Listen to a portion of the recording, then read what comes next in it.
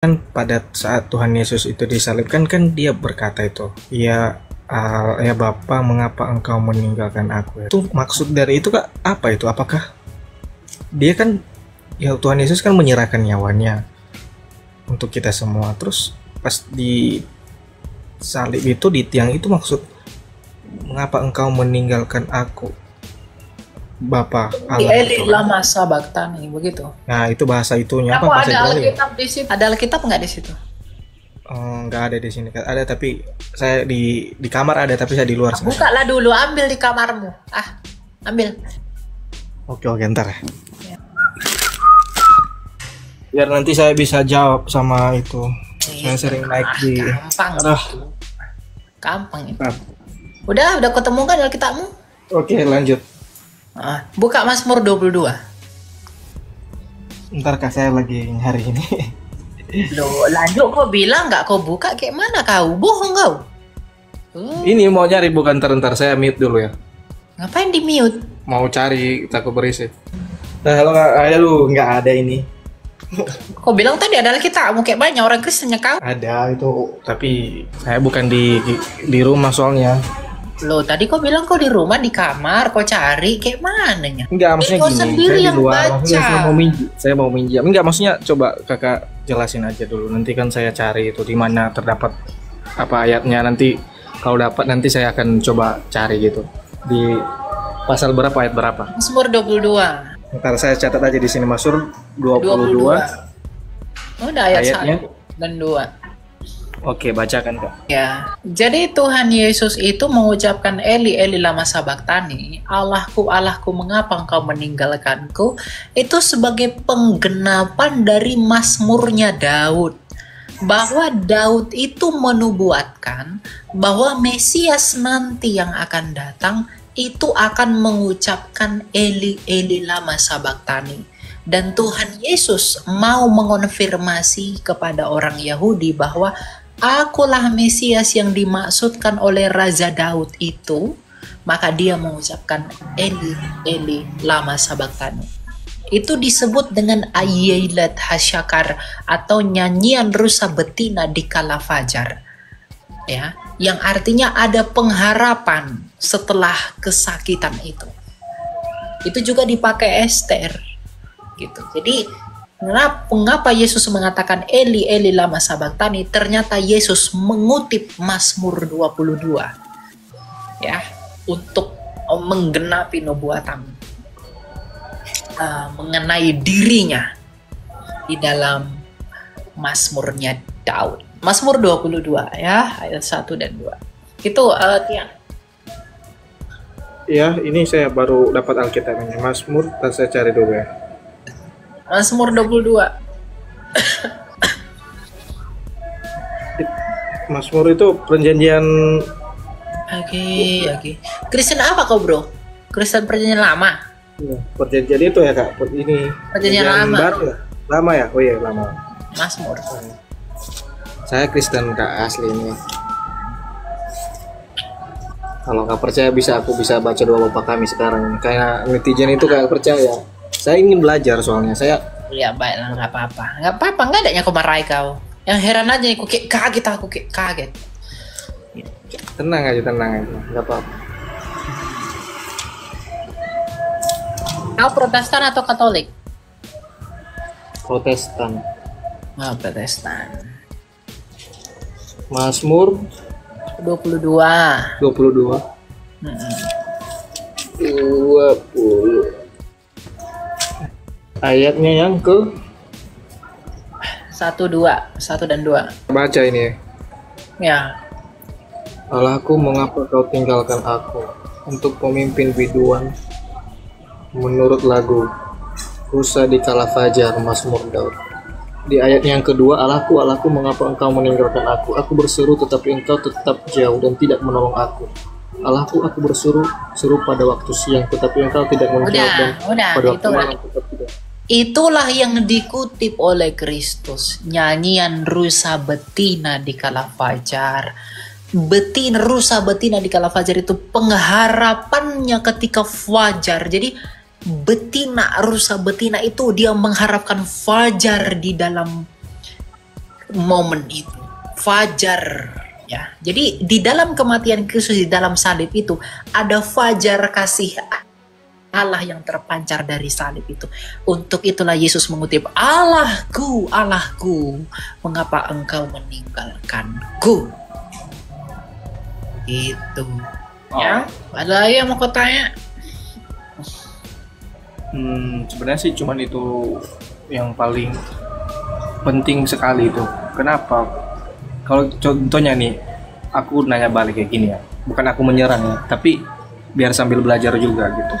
Oke, kenapa dia harus mengatakan itu di saat dia lagi, maksudnya di saat dia lagi terpuruk, di saat Tuhan Yesus lagi terpuruk, dan di saat dua orang yang disalibkan dia itu harus mendengar gitu maksudnya. Paham nggak? Ya karena dia mau membuktikan bahwa dialah Mesias itu. Dialah Mesias yang dimaksud Daud itu. Iya, maksudnya kenapa harus di atas kayu salib dia katakan itu, kan yang mendengar itu kan cuma dua orang itu yang disalibkan. Siapa bilang dua orang itu yang dengar? Lalu yang mencatat itu nggak dengar? Loh, itu bukan hanya dua orang yang dengar, sebanyak orang yang dengar. Oke. Saya di situ akan ada tentara Romawi. Oke lah, didengar semua. Orang Roma, orang Yahudi juga. Kan Yesus disalib disaksikan orang sampai dia mati jam 3. Gimana ya kau? Sampai dia mati orang-orang itu, sampai dia turun dari salib itu. Sampai Yesus berkata, Tetelestai, sudah selesai. Itu masih ada yang dengar. Ya kalau nggak ada yang dengar itu, orang yang dua-duanya sama-sama mati kok. Lalu siapa yang mencatat kalau begitu? Kayak mana kau? Nggak mungkin datang hantu yang mereka kasih tahu ini. Enggak, itu banyak yang mendengarkan mereka. Ya, jadi mengapa Yesus mengucapkan itu? Karena dia mau kasih tahu kita, dia mau kasih tahu semua orang bahwa akulah Mesias yang dijanjikan itu. Dan di dalam hal ini ada pengharapan yang lahir dari belakang salib di depan, yaitu keselamatan. Makanya dikatakan Ayelet hasyakar, nyanyian rusa betina di kala fajar. Gitu ya. Saya mau tanya, bedanya kafir, orang yang nggak percaya, sama antikris itu apa? Kafir itu dimaknai gini, kafir itu kita pahami dalam pengertian apa dulu ya. Kalau kafir di dalam perjanjian baru itu lebih cenderung bermakna bahwa kafir itu adalah orang yang di luar keyahudian, maka mereka menyebutnya dengan kafir. Yang di luar dari mereka itu disebut dengan kafir. Nah, sedangkan antikristus itu adalah yang melawan Kristus. Ya. Antikristus itu yang melawan dan menghina dan menghujat Kristus dan membelokkan pengajarannya. Pengajaran siapa? Pengajaran Kristus. Sedangkan kafir itu yang di luar dari orang Yahudi. Kita pun bisa menyebut orang yang di luar Kristus itu kafir. Karena mereka orang-orang golongan yang berada di luar iman kepada Kristus. Jadi tergantung konteksnya apa. Ya, kalau kita mau nilai dari Kristus sendiri, kafir itu berarti yang di luar Kristus, sedangkan antikristus itu adalah yang melawan Kristus, yang gak suka dengan Kristus. Nah, itu ya perbedaannya. Saya selalu dengar tentang pembicara bilang kalau misalnya di akhir zaman itu kan nanti akan ada pengangkatan. Apakah orang-orang Israel itu dikarenakan memang Yesus dari sana nanti semua orang Israel yang percaya dan nggak percaya itu akan diangkat ke surga dan cuma hanya kita aja yang dipilih, atau dia yang percaya sama Yesus aja yang dipilih sekalipun dia asli orang Israel? Itu sih. Saya tidak percaya pengangkatan. Saya percaya itu hari kebangkitan. Ya. di mana ketika manusia orang mati dibangkitkan, orang mati di tubuhnya dibangkitkan, menyongsong ke awan-awan, kita yang masih hidup ini tubuh kita seketika diubah menjadi tubuh yang mulia. Ya, artinya tubuh yang lama kita mati. Tubuh kita langsung menjadi tubuh yang mulia. Nah, kita juga turut menyongsong dia di awan-awan. Nah, itu peristiwa kebangkitan, bukan pengangkatan. Ya. Jadi, saya tidak percaya ada orang yang diangkat sebelum masa antikristus. Saya nggak percaya itu. Karena itu penafsiran orang-orang dispensasional.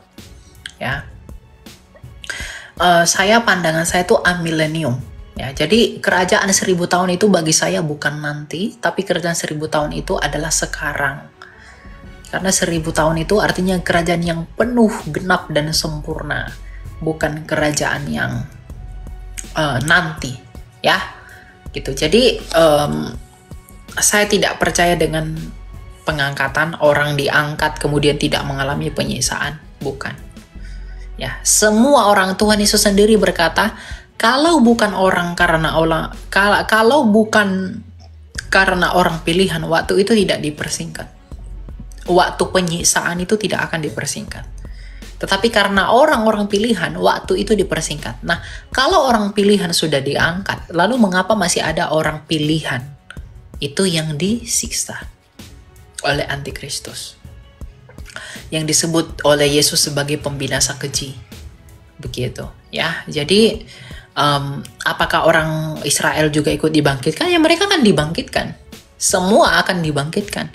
Orang Israel, orang Kristen, orang yang lain juga. Itu pasti ada kebangkitan. Semua dibangkitkan.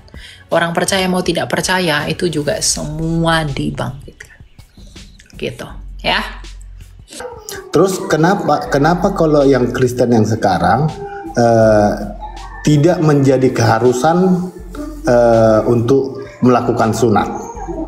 Ya, karena sunat kita bukan lagi sunat manusia, tapi sunat Kristus di dalam baptisan.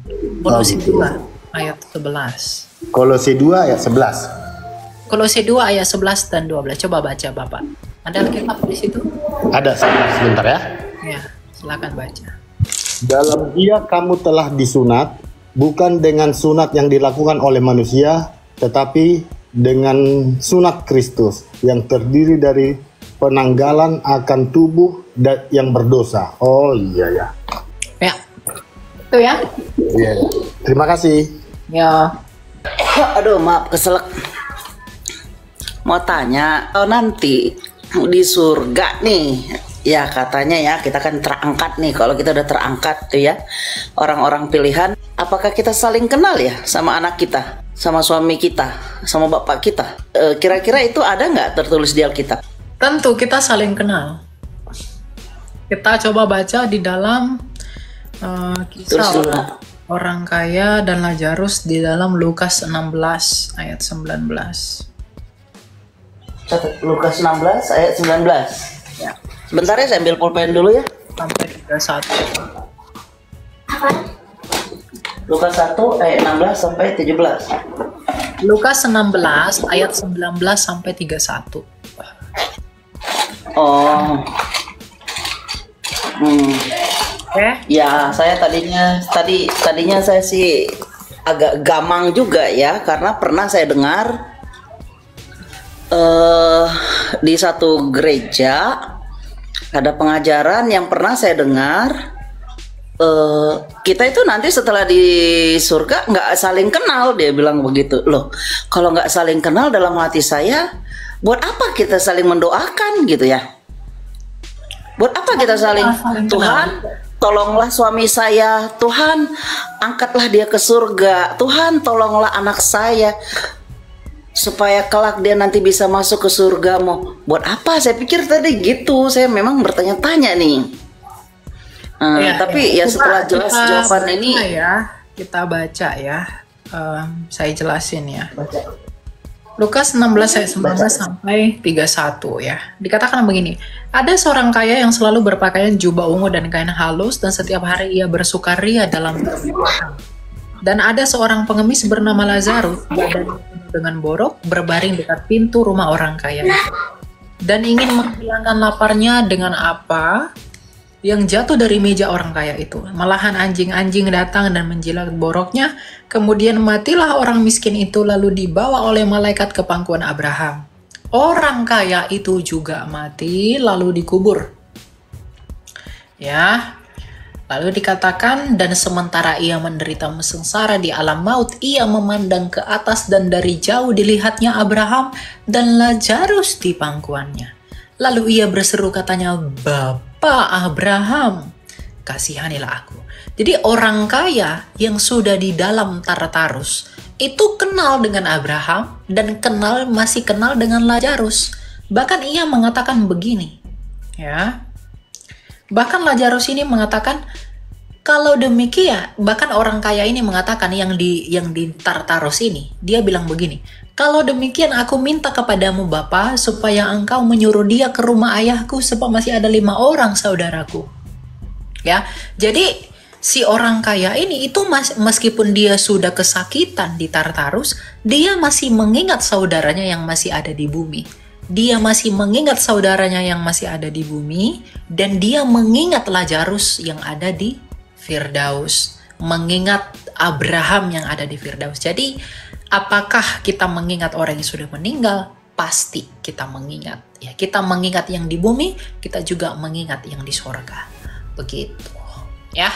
Ya. Kalau ayat itu sering saya dengar, tapi saya belum mengerti gitu tentang ayat itu. Saya pikir ya bahwasanya kita tidak ada kesempatan. Kalau penafsiran saya, apa yang sudah kita perbuat di bumi, ya itulah upah kita. Kan sudah ada Injil, kenapa harus kita lagi yang sudah mati ini harus memberitahukan ke bumi lagi? Kan sudah tidak ada hubungan gitu, sudah ada pembatas. Nggak mungkin orang di sorga, nggak mungkin orang di Firdaus menginjili orang di bumi, itu nggak mungkin. Itu nggak. Ya, jadi apakah kita saling kenal? Kita akan kenal. Begitu. Gitu ya. Oh, jadi konteksnya itu juga membahas tentang itu ya. Iya, gitu. Oke, terima kasih.